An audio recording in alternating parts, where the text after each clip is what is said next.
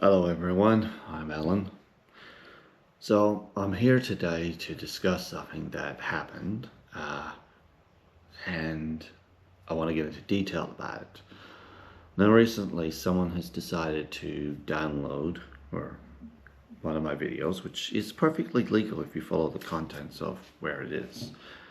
And needless to say, what they did was not okay. Now, you're allowed to download a video off of YouTube through the legitimate channels of having an account with them. It does state that it's for your own personal use, not for you to upload onto another platform. Now, this person went that step forward. He went to a Telegram page, and it's called YouTube Save Downloader. And it pretty much says that if you give them the link to something, there's a new bit to this where they're saying TikTok. Anyway, you give them the link and they go and grab your video and then that you want, and then you have it without pay, without nothing. This person then, once I caught him out, Luke of the Century, said I got it from another site, and questionably I shared it from that actual site, and I followed it back and found that. So they're downloading videos of yours, and this person was like quite eccentric about the digital ID is coming. It's going to take our rights away. Let's get all the videos out. Let's do this. Let's do that.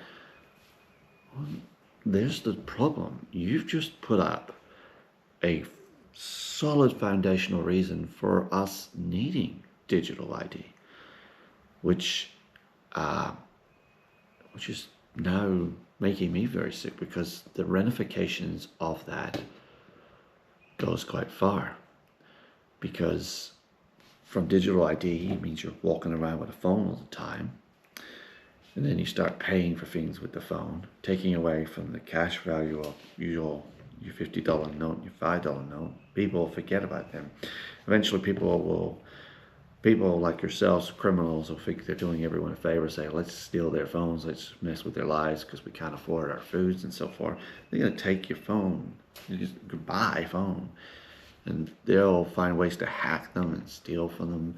Other people, I mean, I get a phone call every second to none days trying to tell me that they are from this corporation, that we are pretending to be Telstra, and they're in some other country trying to steal your money and your wealth.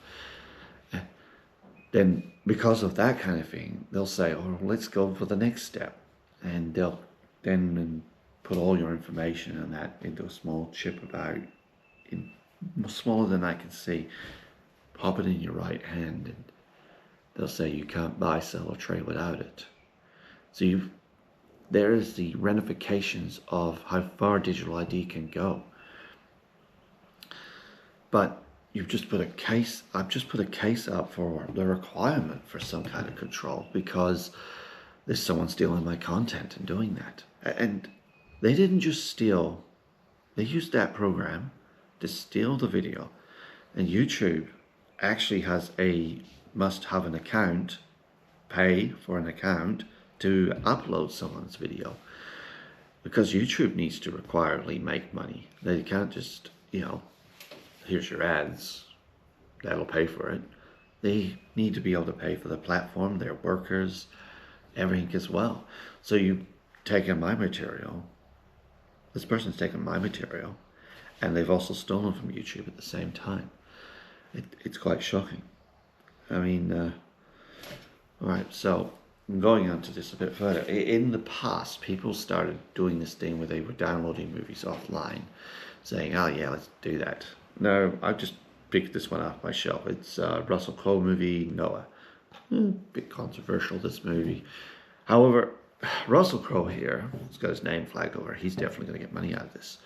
But there's all these smaller names,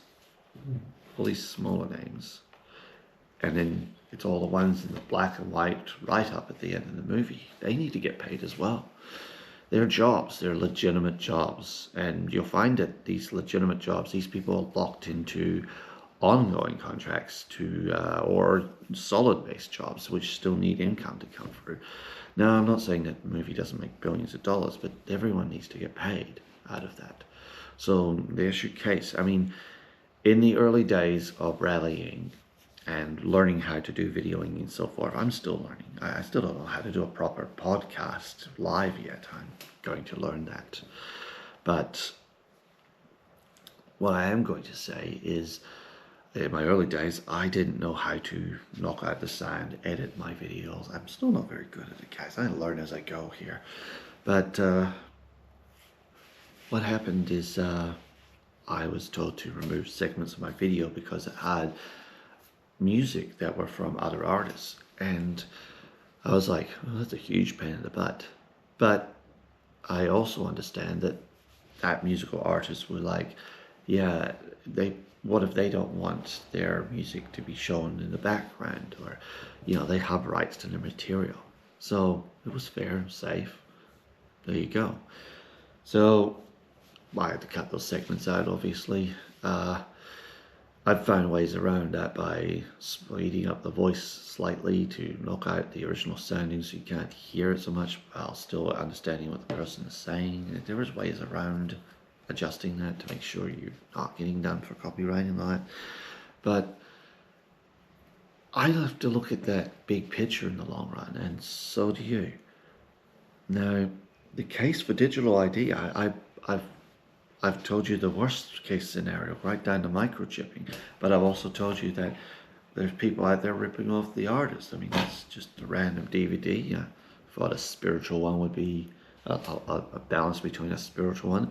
And then there's the Bible saying clearly in the Ten Commandments, which if you read beyond the Ten Commandments and all those books, you'll find that Deuteronomy and Leviticus continue to repeat those laws. And a solid one from Jesus is, I have not come to change what the prophets and so forth have said. He said he came to confirm them, to confirm those laws. He confirmed what we knew. He came to confirm it. Now, that also includes forgiveness in that, yes. And I am willing to forgive the person that's done what they've done. I kind of scared them, probably big time, and good. Sometimes a good scare is worth it. But it's not just me, it's this person's done it too, and it's other people who are also doing this. Now, there's a little bit on these videos where it says, do you allow people to remix and so forth? And most people, they say, click yes and click no. It would be funny, someone saying, don't do it, don't do it, don't do it. Remixing it or doing some kind of, there's someone doing something silly and they had a clip saying me, don't do it, don't do it, don't do it. And it'd be funny. Yeah, sure. Okay. There's nothing wrong with a little remix. I'm not above someone having a bit of fun. Okay. But on an overall, I'm asking people, share the videos by the links. Okay. Don't take it off the platforms. The platforms have security on it. And if I say something is wrong in the video, they're going to let me know that I've said something wrong in the video before it goes up on the platform. And that's giving me some security. It gives other artists and other people who write videos security. And currently on most of those sites which I upload the videos to, they ask, is it suitable for children? They ask if I've copyrighted anyone. They've asked these questions, right? They've made a legal contract with me. And now if, say, the law changes, they inform me that, hey, sorry to let you know this, but the video you have up here is no longer within the boundaries of the contracts. We request that you either edit the video or remove the video. And it's fair. And that is the security I get from that. But as soon as someone downloads and then uploads the video somewhere else using theft programs like that, you take it out of our control, you take it out of this. And, you make someone like myself realize that. And I'll admit I was very angry. I did a lot of work on that Supreme Court video, you know, about the rule, because I had to sit in the court cases. I had to talk to people. I had to sit quietly next to people while they had their phone on speakerphone. Well, because they asked me to listen in, you know. Now, to get the information, to find out these things, I've done a lot of work into that, to find someone who's taken the video part and failed to realize that the rest of the information was in the link below, allowing people to discover for themselves, to investigate for themselves. It was quite shocking, and I know I didn't put a lot of information into that, but I did that for a reason, because I want people who are interested in it to read into it, not take a second-hand point of my view. I want them to take a look at what's in there. All right? That's what I wanted on that. And this person has taken that, and luckily I can only hope that it only went to that one area, but it makes it very hard. There are other people that do contents and do hard works and arrange interviews with people. If you start to steal these things, you're also taking from the time that they put into it. I mean, it's not about the fact that I put all this time into it, but it's the fact that you've decided to take control of my work against what I want. And you put a good case up for wanting digital ID. Anthony Albanese is probably going to be looking at this video thinking, hey, this guy's put up an interesting debate between copyright and digital ID and the requirements to protect one's works. Now, like I said, there are settings on that. It says, is this for children? No. I don't got a puppet in my hand going 2 plus 2 is 4 or some kind of weird thing. I'm not making a children's show. I mean, if I did, I'd make sure it's within the bounds for that, but I'm not. I mean, I'm a goofy guy sometimes, but I've got a secondary channel which I do fun things, and I go places with that. I've gone to dinosaur parks, I've gone to the zoo, I've gone to other places, I've gone camping and put those things together, and then I've taken that time in my own experiential venture to put together a video, and then to find out that the money I spend while also enjoying myself gets stolen, that would be very, you know, and luckily no one's done that to that channel yet that I know of, but that would make me much more angry. I'm very calm in this video and this discussion.